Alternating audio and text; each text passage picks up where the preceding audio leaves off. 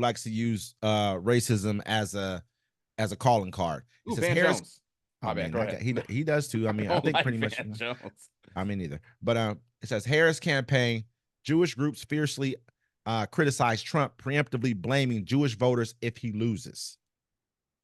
Vice President Kamala Harris campaign and Jewish advocacy groups on Friday forcefully criticized what they called former President Donald Trump's dangerous and anti-Semitic comments, saying Jewish voters would be to blame if he lost the presidential election. I'll put it to you very simply and as gently as I can. I wasn't treated properly by the voters who happened to be Jewish, Trump said in an event Thursday night in Washington that was meant to highlight anti-Semitism. I don't know. Do you know what the hell is happening if I don't win the election? And if Jewish people would really have a lot to do with that if that happens? Because at 40%, that means 60% of people are voting for the enemy. What do you say? The backlash was fierce. Donald Trump is resorting to the oldest anti-Semitic tropes in the book because he's weak and can't stand the fact that the majority of America is going to reject him in November. But we know that words like these can have dangerous consequences. Harris campaign national security spokesman Morgan Finkelstein said in a statement, as Trump has proven, including over the past few weeks with his lies about Springfield, Ohio, he can cling to fear-mongering and intimidation no matter the cost. So, but it's crazy. Last election cycle when he was running, he said the same thing about him. You know what I'm saying? He said a couple disrespectful things about the Jewish community. You know what I'm saying? About them voting for him. And like, they said some stuff, but they didn't Kanye West condemn him. You know what I'm saying? So that's why it's like, I don't take him seriously. Like Kanye West said he was going to go DEFCON 0 on the Jews, right? And he was talking about the ones that were controlling what he was doing at the time. He didn't mean all of them. He just said, and Donald Trump is talking about all of them. So watch this is going to be a nothing burger. Watch, they're going to do something tomorrow. They're going to be like, an alien tried to shoot him from the sky. Listen, when he came out right after that, you know what he said? He's like, and Chuck Schumer's a Palestinian. He said all this in the same speech. I heard him. Right? He said it before about Chuck Schumer. He's like, he acts like a Palestinian. But the cool part about it is he's really comfortable making these kind of like he did the same thing at the women's black journalists when he was sitting in front of them, and when he's saying she turned black.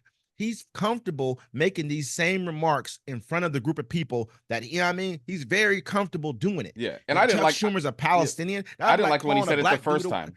Yeah. I didn't like when he said it first, because think about it. Look, you're supposed to be an American president for every American. You can't just single out you're singling out Palestinian. I know Palestinian people and I know Jewish people. I know people of all races. Why? Because I don't discriminate. Some people are assholes. Some people are cool. But the whole thing, you don't single out a group if you want to be president of the United States. The coldest part about it, bro, is that it's not even him. It's the 70 million people who are going to vote for this dude in America who feel this way. Our problem is not, we've already talked about this before. Our problem has never been Donald Trump. Donald Trump is not the problem. He's a person who understands opportunity, who's an opportunist. He sees where, okay, let me seize on this. And they see it behind him. So that's why they sent JD Vance to run up behind him.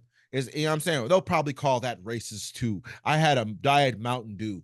I mean, for somebody to say some stupid shit like that, like, who will ever call you racist because you drink Diet Mountain Dew? I know you're trying to make a joke, but what he's really doing is laughing in their face like, you dumb motherfuckers will let me say anything to you, and you'll sit there and clap and think it's okay. But they don't listen.